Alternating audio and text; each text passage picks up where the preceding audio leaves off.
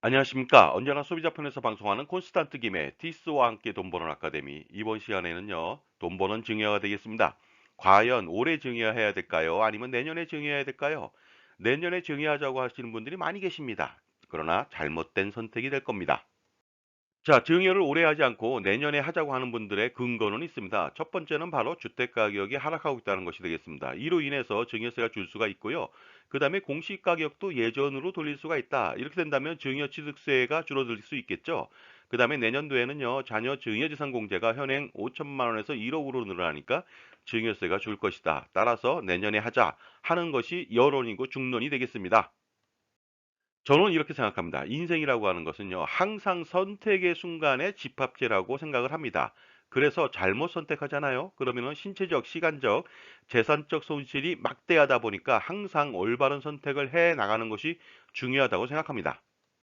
만약에 밤늦게 귀가하는데 우리의 어린 자녀가 인적 드물고 위험하고 후미진 골목길로 돌아오는 것보다는 어떻습니까? 환하고 사람들이 많은 대로를 걷는 것이 훨씬 더 안전하겠죠?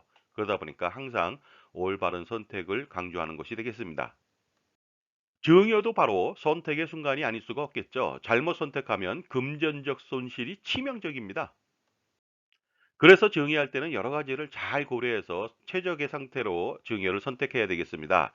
첫 번째는 증여 재산이 되겠습니다. 여러분은 어떤 증여 재산을 넘기고 싶으십니까? 이것을 선택할 때는요, 반드시 주식과 비교할 필요가 있겠죠. 주식에 투자할 때 어떤 주식에 투자하십니까? 당연히 저평가된 주식, 싸게 살 수가 있죠. 그 다음에 어떻습니까? 향후에 폭등할 주식, 거기에 투자하듯이 증여도 마찬가지가 되겠습니다. 현재 저평가된 자산, 그 다음에 향후에 급등할 자산을 증여하시면 되겠습니다. 증여 대상은 누구로 할 것이냐? 자녀만 할 것이냐? 배우자 할 것이냐? 아니면 손자녀도 할 것이냐? 아니면 며느리나 사위까지 동원할 것이냐? 굉장히 중요한 이슈가 되겠습니다. 자, 그다음에 증여 금액은 어느 정도 할 것이냐? 면세점 증여를 한다면은요, 세금은 없지만 어떻습니까? 자산 이전 효과가 없겠죠. 마중물 증여를 해야 되겠습니다. 어느 정도 세금을 물어야 되겠죠. 그래야만 효과적으로 상속세를 절세할 수가 있습니다. 증여 방법은 또 어떻게 할 것이냐? 공시 가격으로 할 것이냐? 감정평가로 할 것이냐? 아니면 부담부 증여를 할 것이냐? 단순 증여를 할 것이냐? 굉장히 중요한 선택이 되겠습니다. 그다음에 오늘의 주제 바로 언제 증여할 것이냐? 이것도 굉장히 중요하겠죠. 여기 대해서 자세히 알아보도록 하겠습니다. 따라서 증여할 계획을 세웠다면요, 여러 가지를 잘 고려해서 마지막으로 증여 시기를 올바르게 선택하면 되겠습니다.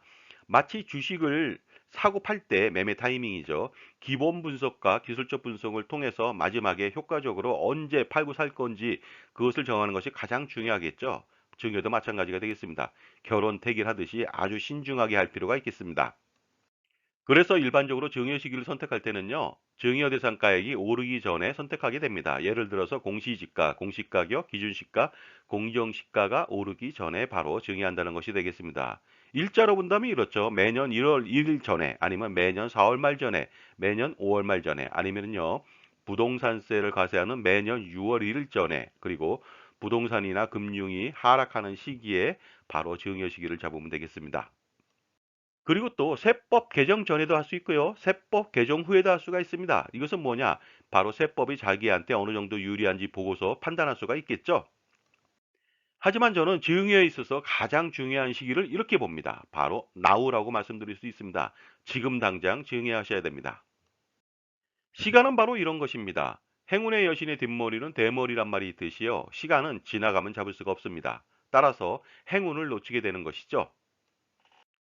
만약에 증여를 늦췄을 때는요, 시간 부족으로 고통을 받을 수도 있습니다. 예를 들어서 증여재산 합산은 10년이거든요. 상속인한테 증여한 것은 비상속인은 5년이 되겠습니다. 그런데 예를 들어서 상속인한테 증여한 다음에 9년 11개월 만에 상속이 발생됐다. 아니면 비상속인한테 증여한 다음에 4년 11개월 만에 상속이 일어났다. 이랬을 때는 엄청난 고통이 수반됩니다. 만약 증여한 재산이 상속 재산에 합산돼서 50억 원을 초과한다. 이랬을 때는요. 일선 세무서가 아닌 지방 국세청의 상속세 조사를 받아야 됩니다. 이렇게 됐을 때는 어떻습니까? 증여 시기 간택보다 더 중요한 문제가 불거집니다. 만약에 지방 국세청 조사를 받는다. 그러면 당연히 한층 빡센 조사가 진행될 것으로 보입니다. 그다음에 금융거래 일괄조회도요. 10년 아니라 10년 이상도 볼 수도 있습니다. 자, 지금까지 제 정보가 만족스러우셨다면요. 구독과 좋아요 부탁드리겠습니다. 그리고 특히 회원가입을 통해서 보다 다양한 혜택을 받아보시기 바랍니다. 감사합니다. 계속하겠습니다. 내년도에 주택의 공시가격이 떨어질 것이라고 판단하는 분도 많이 계십니다. 알아보도록 하겠습니다. 국토교통부가 발표한 9억 원 미만 주택 공시가격 연도별 현실화율이 되겠습니다. 시가 대비 현실화율이 되겠는데요. 2021년도 68.7%에서 2030년대는 90%까지 끌어올리겠다고 합니다. 연평균 3.0461% 상승시키겠다는 뜻이 되겠고요. 다행히도 이번 발표에서 보면요. 2023년도 공시가격을요. 2020년 68.1%로 돌리겠다고 합니다. 다음은 주택가격 9억 원 이상 15억 원 미만도 알아보도록 하겠습니다. 2021년도에 72.2%에서 2027년도에는 90%까지 올리겠다고 합니다. 연평균 4.6038% 상승시키겠다고 하는데 이것도 마찬가지로 2023년도는요. 2020년도 기준으로 69.2%를 책정하고 있습니다. 그리고 또 주택가격 15억 원 이상도 알아보도록 하겠습니다. 2021년도에 78.3%에서 2025년도에 90%까지 끌어올리겠다고 합니다. 연평균 6.9846%라고 하는 엄청나게 가파른 속도로 진행시키고 있습니다. 그런데 이것도 마찬가지로 2023년도 기준은 2020년도 75.3%를 적용하겠다고 합니다. 자, 그렇다면요. 올해 증여하는 것과 내년에 증여했을 때 취득세를 비교해 보도록 하겠습니다. 공동주택 가격 시가 9억 원일 때요. 내년도에는 그 2020년도 현실화율 68.1%를 적용하다 보니까 6억 1290만 원이 되겠습니다. 올해보다도 1170만 원이 줄었죠.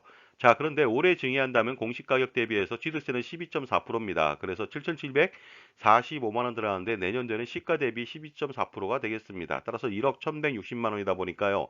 내년에 증여한다면 3,415만 원 더 내야 됩니다.